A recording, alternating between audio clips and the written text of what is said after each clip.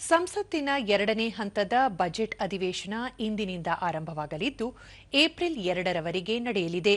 ಕೇಂದ್ರ ಬಜೆಟ್ ಅಧಿವೇಶನದ ಮೊದಲ ಭಾಗ ಜನವರಿ 28ರಿಂದ ಆರಂಭವಾಗಿ ಫೆಬ್ರವರಿ 13ರವರೆಗೂ ನಡೆದಿತ್ತು. ಮೊದಲ ಹಂತದಲ್ಲಿ ಉಭಯ ಸದನಗಳನ್ನುದ್ದೇಶಿಸಿ ರಾಷ್ಟ್ರಪತಿ ದ್ರೌಪದಿ ಮುರ್ಮು ಮಾಡಿದ ಭಾಷಣಕ್ಕೆ ವಂದನಾ ನಿರ್ಣಯ ಹಾಗೂ 2026-27ನೇ ಸಾಲಿನ ಕೇಂದ್ರ ಮುಂಗಡ ಪತ್ರದ ಮೇಲೆ ಚರ್ಚೆ ನಡೆದಿತ್ತು. ಇದೀಗ ಇಂದಿನಿಂದ ನಡೆಯಲಿರುವ ಎರಡನೇ ಹಂತದ ಬಜೆಟ್ ಅಧಿವೇಶನದಲ್ಲಿ ವಿವಿಧ ವಿಷಯಗಳು ಚರ್ಚೆಗೆ ಬರುವ ಸಾಧ್ಯತೆಯಿದೆ.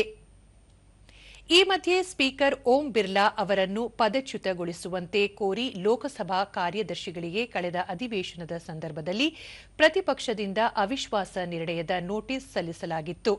ಸ್ಪೀಕರ್ ಪಕ್ಷಪಾತದಿಂದ ವರ್ತಿಸುತ್ತಿದ್ದಾರೆ ಎಂದು ಆರೋಪಿಸಲಾಗಿತ್ತು.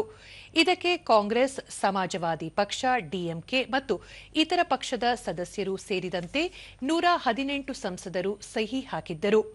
ಈ ನೋಟಿಸ್ ಅನ್ನು ಮೂವರು ಕಾಂಗ್ರೆಸ್ ಸದಸ್ಯರಾದ ಮೊಹಮ್ಮದ್ ಜಾವೇದ್, ಕೆ ಸುರೇಶ್ ಮತ್ತು ಮಲ್ಲು ರವಿ ಮಂಡಿಸಲಿದ್ದಾರೆ.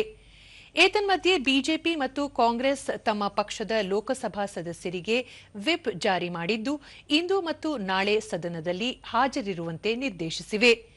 ಇಂದು ಅಧಿವೇಶನದ ಆರಂಭದಲ್ಲಿ ಇತ್ತೀಚೆಗೆ ಅಗಲಿದ ಗಣ್ಯರಿಗೆ ಶ್ರದ್ಧಾಂಜಲಿ ಸಲ್ಲಿಸಲಾಗುತ್ತದೆ. ಬಳಿಕ ಕಾಗದ ಪತ್ರಗಳ ಮಂಡನೆಯಾಗಲಿದೆ. ನಂತರ ವಿವಿಧ ವಿಷಯಗಳ ಚರ್ಚೆಗೆ ಬರಲಿವೆ. ರಾಜ್ಯಸಭೆ ಕಲಾಪದಲ್ಲೂ ಆರಂಭದಲ್ಲಿ ಇತ್ತೀಚೆಗೆ ಅಗಲಿದ ಗಣ್ಯರಿಗೆ ಶ್ರದ್ಧಾಂಜಲಿ ಸಲ್ಲಿಸಲಾಗುತ್ತದೆ.